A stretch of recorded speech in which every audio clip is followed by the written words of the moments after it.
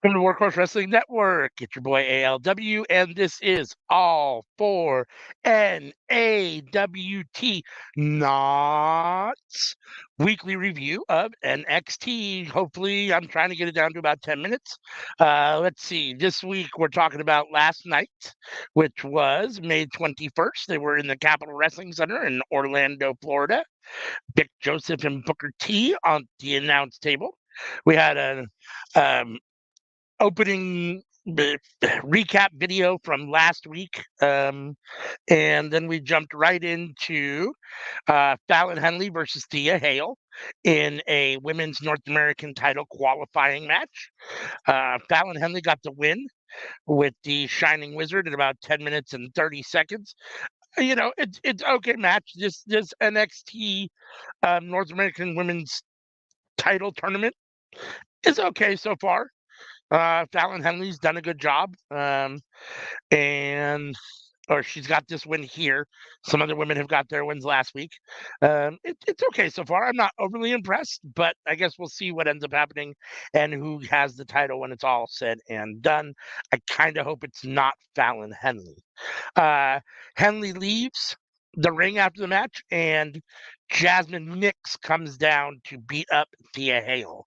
So there's some unfinished business there. Jasmine Nix and Thea Hale will obviously have to resolve that down the road. This is all leading up to NXT Battleground. So all these storylines are kind of pushing towards that. They did a good job with that.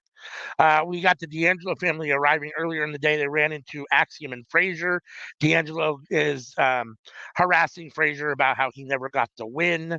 I'm sorry, Axiom, not Frazier. Mox Axiom, how he not got the win over A Kid or Noam Dar.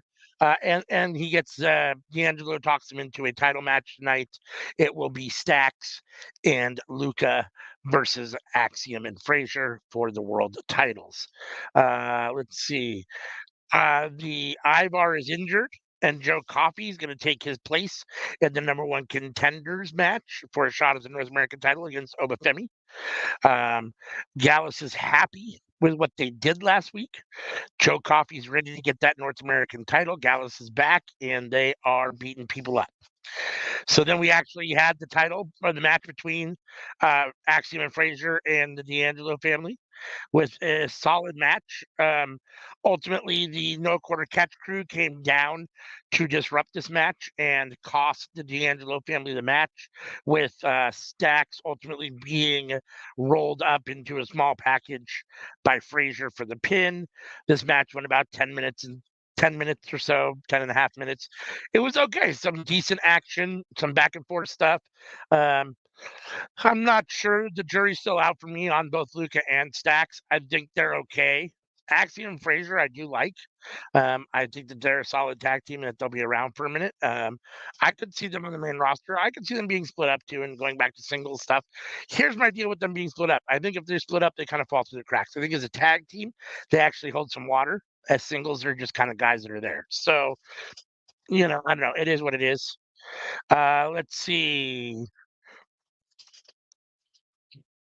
Oh, yes. After the match, we had the OC come down and beat up Frazier and Axiom and hold the titles up. I don't know if we are going to be getting Frazier and Axiom at let's see, versus the OC at Battleground.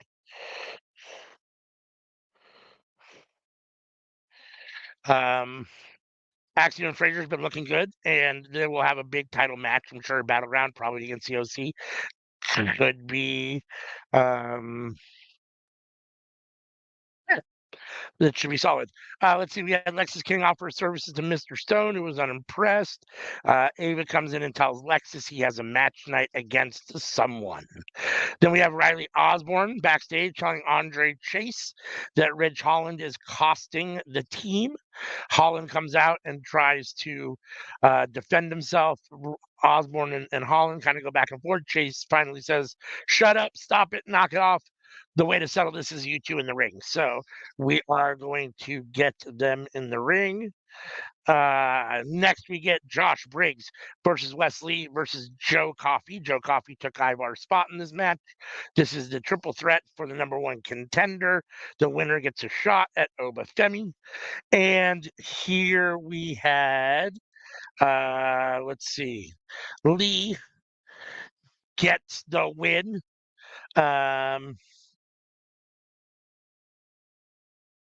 Hold on, I apologize.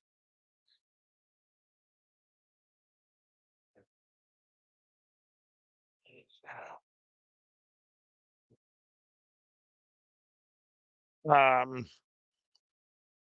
the match, both guys got pinned. Um, who falls on Briggs at the same time as Coffee, meaning it's a double pin. Yeah,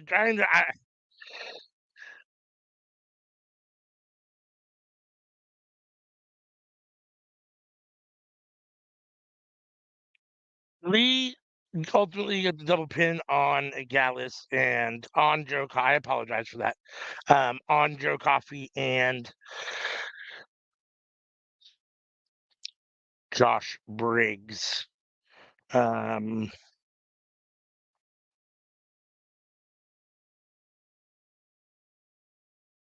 oh, I remember now. I apologize.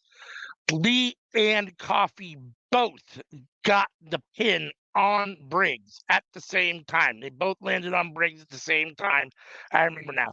And the ref counted 3. And so now we have a triple threat. Obafemi will be defending his North American title against Joe Coffey and Wesley in a triple threat at Battleground. I apologize. I had to jog my memory there.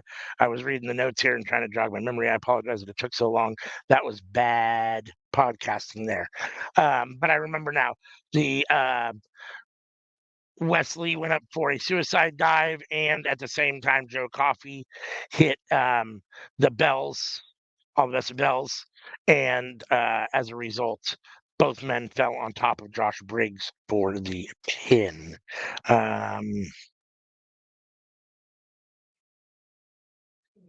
Then we had Natalie and Carmen. They're ready for Shayna Baszler and Lola Vice. Idris and Nofe and Blade are scared of their bad luck and they aren't coming to the ring with Brinley Reese. Ava makes the North American title match a battleground a triple threat. That's right. So we got Wesley and Joe Coffey getting their shots against Obafemi, like I just said. Then we had our next women's North American title qualifier between Brinley Reese and Jada Parker. OTM is here with Parker, but Anofe and Blade are not here with Reese. Parker gets hits a running hip attack for the win at just under 5 minutes, or right around 5 minutes. This match, didn't move the needle a whole lot for me. I do like Jada Parker. I don't really care for Brinley Reese. um, I don't think either of these women are going to win the North American title. So it is what it is. I assume they'll be knocked out here soon in this match or in this tournament. But I apologize for coughing. We will see. This was middle to back of the pack. Um, then we have Jasmine Nix with Talon Henley. She likes her new attitude. Says it must be nice to get a win. Um, she wanted to get revenge on Thea Hale for JC Jane's broken nose, which she did, and she is hoping that Fallon Henley likes that. Then we have there was a person snoring earlier in the show, and it's been revealed that she is wearing Wendy Chu's pajamas. Oh, isn't revealed, but she's wearing Wendy Chu's pajamas. So perhaps we get Wendy Chu back. Roxanne Perez promo, she's ready for anyone, and she's better than anyone. Ava is on the phone with someone. And Nick Aldis and Adam Pearce are happy with the next challenger, so we'll find out who that is next week for Roxanne Perez's title. Then we have Alexis King versus a mystery opponent before the match. King talks about being on the hot streak and knowing that whoever comes through the curtain is going to fail. Robert Stone comes through and introduces Dante Chen.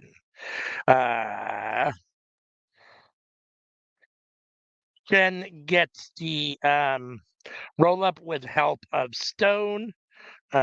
He breaks up Lexus King's coronation move, and Chen gets a rolling pin for the win. Just in about 5 minutes. I don't know what the fuck we're doing with Lexus King. He's now taking losses to almost nobody's. So um, he's being cooled very well. He's being cooled down a lot. I don't see the appeal of Dante Chen. I haven't really seen him on Level Up, but here I wasn't super impressed. I know he's been doing his thing over there on Level Up. I just don't understand why Lexus King just keeps losing and losing. Clearly, they don't want to push him. Let's see. Shayna Baszler wants Lola Vice to be serious tonight in the backstage promo. She's hyping her up. She wants her to take this serious, not mess around. Trick Williams is out. He says he did not attack Noam Dar. Metaphor comes out and says that they don't believe him. Lash Legend stands up for Trick Williams. And Joe Coffey comes out with the rest of Gallus to attack Trick Williams. And Javon Evans tries to make the save, but gets beaten down as well. And Gallus stands tall after beating up everybody, ultimately. Ava Rain is then happy, or Ava is happy with Dante Chen and Robert Stone. Okay. It is what it is. I'm not, big on, like I said, Robert Stone or Dante Chen at this moment. Then we get Shayna Baszler and Lola Vice versus Natty and Carmen. Let's see. It's a heart attack. Gets a pin on Vice. Natty pins Lola Vice at about 12 minutes and 14 seconds. It was surprising that Carmen and Natty get the win here, but after that, Lola and Shayna are in the ring together. Lola turns on Shayna, kicks her, I believe gives her a super kick, and then Shayna gets up and attacks Lola and gets her in the Karafuda clutch. And so obviously we have a breaking up of Lola Vice and Shayna Baszler. I'm assuming we're going to get Lola Vice and Shayna Baszler, maybe, hopefully, at Battleground. That should be a fun match if they do it at Battleground. So that was the main event of the show. This was an okay NXT. I wouldn't call it great. I wouldn't call it terrible. I'd call it probably about middle of the pack, as we like to do here on Workhorse. Here is our middle of the pack video, which is our overlay graphic. This week, the show was about middle of the pack. We are leading up to Battleground. We should have some good matches at Battleground. I'm looking forward to that here coming up in several weeks. So thank you for joining me once again for another short review of NXT from last night, May 21st, 2024. It is your boy ALW, and I appreciate you watching. Until next time, peace.